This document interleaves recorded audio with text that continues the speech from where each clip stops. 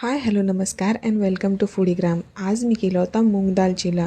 ही एक protein pack recipe आहे आणि वेट लॉससाठी तर अतिशय उत्तम आहे। चला पटकन याची रेसिपी बघून घेऊयात। इथे मी मूग डाळ 4 ते 5 तास भिजत ठेवली होती। मूग डाळ आपल्याला छान पाण्याने स्वच्छ करून घ्यायची आहे। त्यानंतर त्याच्यामध्ये आपल्याला मिरची घालायची आहे। इथे मी 4 ते 5 मिरच्या घातल्या आहेत। नंतर थोडेसे जिरे घालायचे आहेत। त्यानंतर त्याच्यामध्ये 4 ते 5 लसूण घालायचे आहेत आणि हे सगळं मिश्रण आपल्याला छान मिक्सरमध्ये वाटून घ्यायचे आहे। डाळ छान मिक्सरला वाटून घेतल्यानंतर त्याच्यामध्ये आपल्याला आपल्या आवडीनुसार भाज्या घालायच्या आहे। इथे मी पालक, कांदा आणि टोमॅटो घातलेला आहे।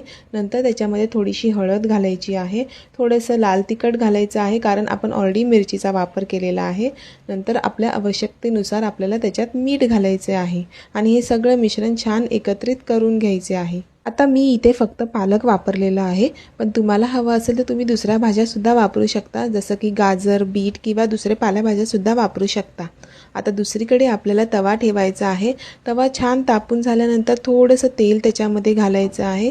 तेल छान तापल्यानंतर तयार केलेले बॅटर आपल्याला तव्यावर घालायचे आहे आणि छान व्यवस्थित सगळीकडून पसरून घ्यायचे आहे। आणि हो, हे सगळं आपल्याला बारीक गॅसवरच करून घ्यायचं आहे, म्हणजे आपला चिला जळणार सुद्धा नाही आणि छान क्रिस्पी देखील होईल। एका बाजूने चिला छान क्रिस्पी झाल्यानंतर तो दुसऱ्या बाजूने सुद्धा छान क्रिस्पी करून घ्यायचा आहे, म्हणजे खायला अगदी कुरकुरीत लागतो। छान क्रिस्पी झाल्यानंतर आपला चिला खाण्यासाठी तयार आहे। आता हा टोमॅटो केचपबरोबर सुद्धा छान लागतो, पण तो असाच जरी खाल्ला तरी सुद्धा छान लागतो।